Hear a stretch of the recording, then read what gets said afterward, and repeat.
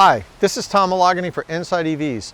I'm here in Miami with the 2020 Mini Cooper SE, Mini's first all-electric production car. I say production car because in 2009, Mini actually had a prototype car called the Mini E, and I was actually one of the lucky people to drive one. There was only about 450 of them made, and I drove one for 2.5 years. So for me, this is kind of a bit of a homecoming. I'm getting to drive the car 10 years later. Unfortunately, it took 10 years. I was kind of wishing Mini came out with it a little bit sooner, but in any event, it's here in 2020. It's got 110 miles of driving range.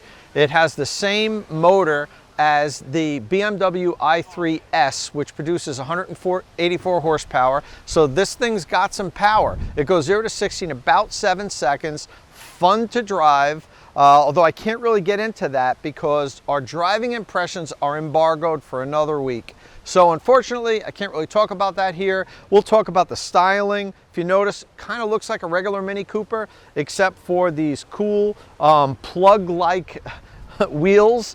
Kind of look like a plug with the yellow trim. It's got the yellow rear view mirrors and the plug emblems. The front of the car has a closed-in grille with the yellow stripe and the Mini E plug on the front. That's really all that identifies this as the electric Mini. Mini had said that they want to tone down the appearance so that it didn't jump out and scream electric car.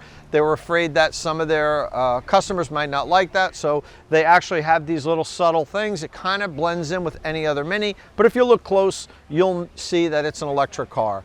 So here we are. Full reviews coming up in about a week. Keep an eye out for it on InsideEVs.